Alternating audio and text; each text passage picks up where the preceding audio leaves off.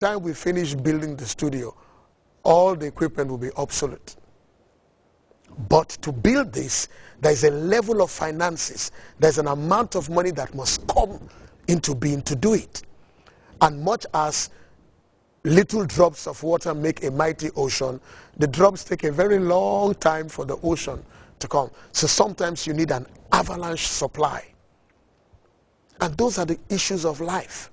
And so, because we live in a technological age and everybody can respond to what they don't like or they like, in this case of this religious organization, people started writing, well, so if we don't have this amount, we can't see this man's secretary. Well, our money doesn't matter. The truth is that to build what that religious leader said had to be built in 12 months, you cannot be building it by $2, $5, $1, $10. And rather than complain, the issue is to look back and say, what steps can I take? What things can I put in place in my life that can move me from a $10 C person to a $100 C person, from a $100 C person to a $500 C person? For example, you can work in an organization for 30 years, 40 years and retire, and chances are you'll be promoted very slowly.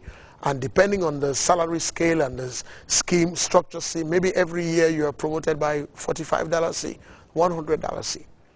Now, if you compress that time and say, well, I'm going to take 4 years to go to college, even without salary, and you may think that, well, my friends are making money, they are enjoying, they are being promoted, but when you come back with that qualification, because of the information, because of the training, because of the deposit in your heart and your life, based on the organogram and the scheme of operation of that company, you start at a level that is higher. It's like the military.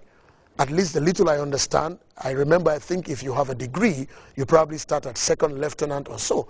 Automatically you are a commissioned officer.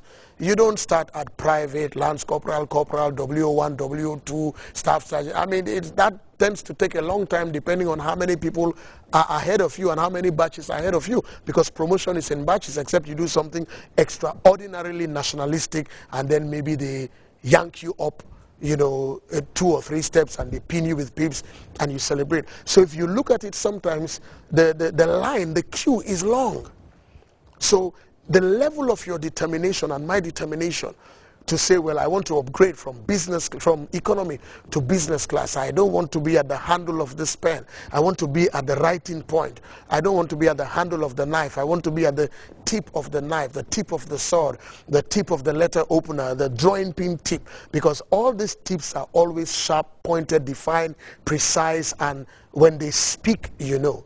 If I had a little pin here and I pricked you, you would jump. If I use the head of the pin, you know, you may not react, but that point speaks volumes. And so we are looking back at 25 years at our church and thinking, wow, we may not necessarily be where we wanted to be, but we are far away from where we started. And we are not just national, by the way. Our impact is global. I mean, just even this program is watched globally, courtesy of GRTS and our nation. And so we look back, and I'm looking back, I'm thinking that thank God for 25 years, thank God for our Silver Jubilee, thank God we are alive. There's another 25 more ahead of us if God spares our life. But I don't look back in regret, and in life we must not. And even though we take stock and we say, I could have been better here, I could have done this, I could have been sharper here, I could have passed this exam here, I could have read more, I could have been nicer to that man, I could be nice to this woman, the way I left this company, I should have, you know, exited properly and not caused any trauma in my exit.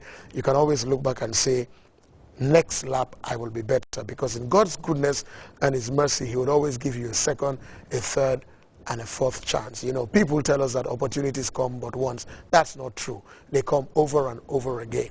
Maybe sometimes people are blind to see the opportunities. So I look at life from there and I ask myself, has it been 25 years? It has been. From that little Sunday morning, 5th of November 1988 in YMCA building, sitting on tables, it's a different story. Did it happen in a flash? No. it followed a pattern. Was God going to do what he was going to do? Yes. Could there have been a problem with God's blessing, supply, mercy, grace, provision, forgiveness, protection? No. Sometimes it's the continuity of man, the determination of man, it's the resilience of man. It's the fact that you keep the main thing the main thing. You decide not to be distracted by things that are unimportant.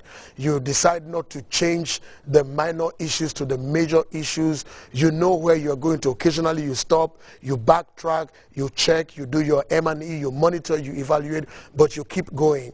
Sometimes you make the mistake of thinking that if I turn to the left and I turn to the right and I see people clapping, I will move on. What happens when nobody claps for you? Because people are also running their own life. They also want to sit in first class, in business class. They want to be celebrated. They want to be there.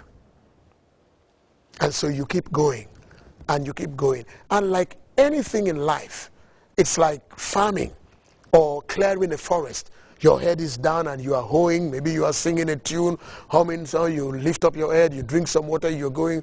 When you finish and you turn around, you say, wow, I have cleared this much ground. But if every time you hit the hole, you look at the back, you hit the hole, you look at the back, and you ask people, am I doing well? Clap for me. You won't get anywhere. People will even distract you. One of my favorite characters in the Bible is a man called Nehemiah. He had all kinds of distractions coming his way, lies and many things, letters written, and he made a statement in Nehemiah chapter 6, verse 4. And I want to end around that. He said, I am doing a great work. I cannot come down. Because folks, you can't walk forwards and look backwards. It's not possible. You can't do it. So when you know that you have an agenda, especially when you know God has gifted you and blessed you to do something, we must move forward. We must do this nationally.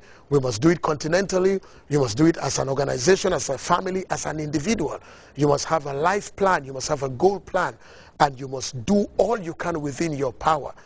Don't blame the environment, blame the economy, blame everybody, because that weakens your resolve to do things. Tell yourself, even though the economy is like that, even though it's hot, even though things are like that, I will press through. And with that resolve, from my experience of 25 years, God comes your way with all kinds of help, all kinds of blessing, the ones you thought and the ones you never knew existed. And when you look back, you say, wow, 10 years, 15 years, 4 years, and for us in Abiding Word, 25 solid years. Ladies and gentlemen, we are grateful to this nation. We are grateful to everybody who has been a part of our story. Some people are alive.